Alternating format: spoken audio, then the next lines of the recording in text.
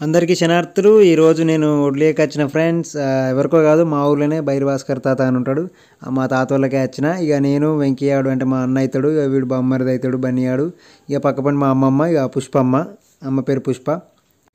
వాళ్ళకే మేము ఒడ్లేకి వచ్చినాము. ఇక కెనాల్ పొంట ఇట్లా 4 ఎకరాలు మూనా వాటిల వాళ్ళకి ఒడ్లేకి వచ్చినాం.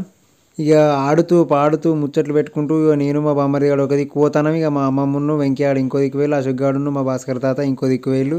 6 మనుషులం ఇక చెరో దిక్కు ఒడ్లకు తలగబడ్డాం. ఒడ్లేకి వచ్చినాం.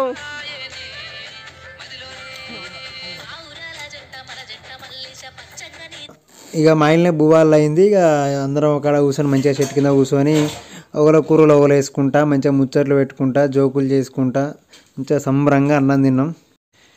ఇక మీకు ఎప్పటికీ చెప్పే ముచ్చట్నే. ఇట్లా పొలాల కాడ మంచిగా పని చేసుకొని సర్ది తెచ్చుకొని కూర్చొని తింటే ఆ కిక్కే వేరప్ప. నేను ఎప్పటికీ చెప్తూనే ఉంటాను మీకు. ఇక ఏ 5 స్టార్ హోటల్లో తిన్నా కూడా ఆ కిక్ ఉండదు, అంత హ్యాపీగా అనిపిస్తుంది. ఓకే, ఈ వీడియో చూసినందుకైతే మీ అందరికీ థ్యాంక్ యూ సో మచ్ అండి. మన ఛానల్ ఇంకెవరైనా సబ్స్క్రైబ్ చేసుకునే వాళ్ళు ఉంటే సబ్స్క్రైబ్ చేసుకోండి. Thank you.